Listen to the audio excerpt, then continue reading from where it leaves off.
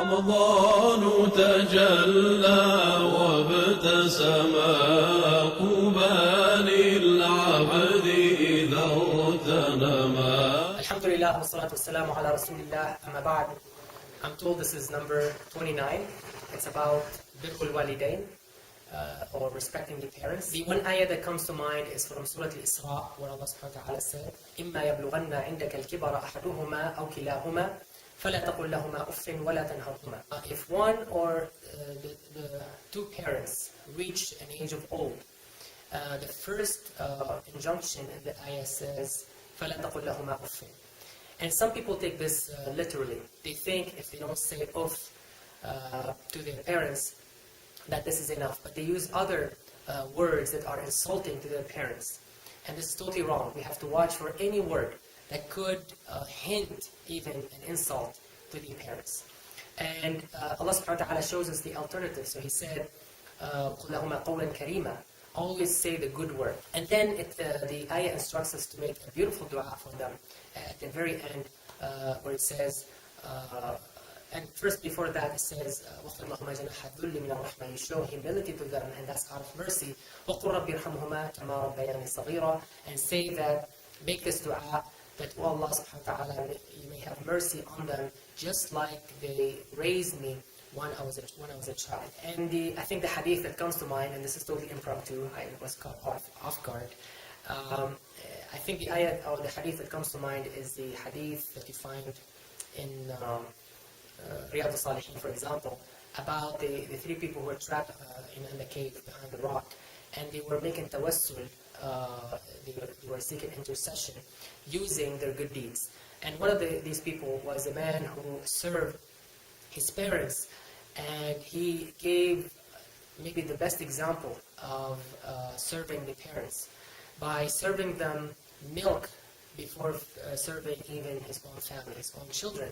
And it says in the hadith that sometimes the children would be even at his legs begging for food, but he would not give them food until he served his parents. Up till one time when he came home, he was late and the parents were asleep, and he still followed the same routine. He did not want to wake them up, so not to disturb them, and yet he didn't want to feed his children before his parents, so he kept waiting and waiting until Fajr time, until they woke up and he gave them the milk. So this is such a great deed that Allah subhanahu wa ta'ala allowed the rock to move a little bit because of his good action. So this is, a great example of birr al-walidain.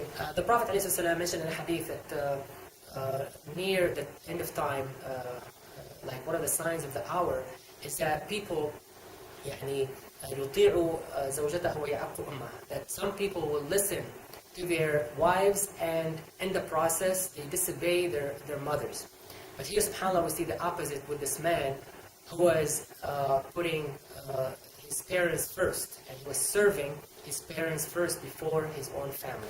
I guess the story that comes to mind is maybe a story, I'm not sure of the authenticity, but it is a common story, which is a man came to Ibn Umar radiallahu anhuma, and he said the following. He said, you know what I do with my mother? I carry her around because she can't walk. And even when we make tawaf, I carry her and make tawaf around the Kaaba. And the question to Ibn Umar was, have I paid her back?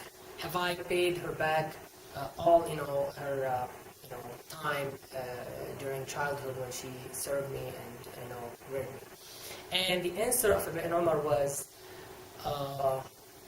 not even the time during childbirth, because the mother went through a lot during childbirth.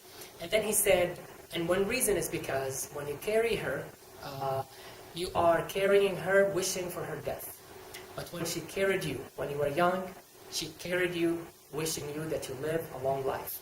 And that makes a big, big difference. The intention makes a huge difference. So no one, no matter how much we do, no action can equal the action of the mother or the father when they brought us, when they raised us as we were children. One of the greatest acts of worship we can do these days, and I know a lot of people these days, they're very good when it comes to siyam and qiyam and tahajjud and i'tikaf and all of that.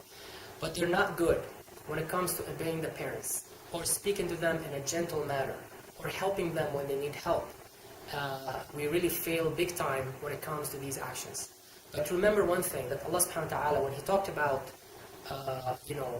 worshipping Him, immediately after He mentioned birrul walidain.